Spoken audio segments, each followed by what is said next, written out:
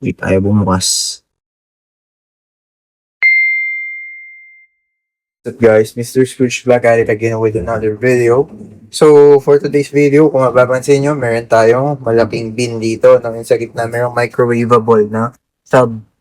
So, parang substrate lang yung laman nito, no? Pero actually, may laman tong centipede, no? Ang laman niya pala nito is yung Rhizida longipes or Rhizida ba to? I don't know kung ano yung correct pronunciation dito sa centipede na to, sa name niya, no? Scientific name niya. Pero itong centipede na to is common dito sa Pilipinas, sa lugar natin. And kadalasan nakikita siya sa mga CR natin pag nag-uulan ng malakas daw. So, matagal-tagal na sa atin to. I think around 3 months na siya, no? 3 months, 2 months, mga around yan na siya. Hindi lang nakakontent kasi nga common naman. So, kadalasan nyo naman nakikita kaya hindi ko content. Pero, matagal na siya sa pangangalaga natin, mga ilang months na din.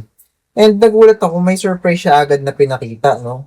So, pag silip ko kanina, bala ko kasing pakain. Nagpakain kasi tayo ng mga centipede. Itong ating yellow leg, ayun ako sa lukuyang pang kumakain. Wait lang, ilawan natin para mas makita. Ayan o. Sa lukuyang kumakain yung ating yellow leg na Scolopendra subspinipes. Tapos, andun yung ating, ayun, yung ating Scolopendra subspinipes red, no? Kumakain din. Pati itong ating Scolopendra morsitans, no? So, bala ko sana din siyang pakainin, no? Kaso pag open ko, nagulat ako may surprise siya. And gusto niyo ba malaman kung ano yung surprise na yun? Pakita ko sa inyo, guys. Pakita ko sa inyo, guys, yung surprise na tinutukoy ko, no? Yung surprise na pinakita nitong Rhizida longipes natin, no? Hindi ko alam kung ano name niya, pero, yeah. Pakita ko sa inyo yung surprise na tinutukoy ko sa inyo. Wait, ayaw bumukas. Ayun. Nag-lay siya ng napakaraming eggs. Ayun, di ba? I think malapit na nga mapisa ito, no? Iba na yung hugis plato na hindi na bilog.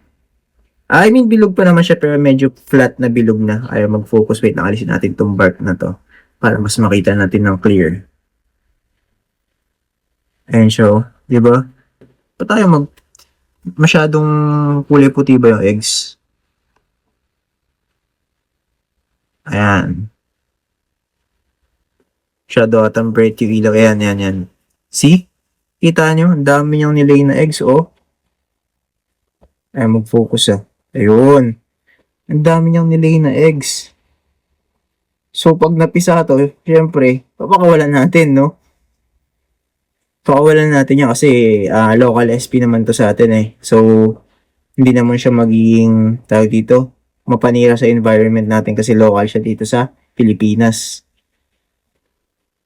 Ayan, di ba ang dami? May gusto mag-alaga sa inyo, bigay ko na lang. Di ba ang cute? So, ayun lang guys, gusto ko lang pakita sa inyo na nakaka-amaze. May bigla nag-lay ng egg dito sa atin, no? Hindi ko rin in-expect.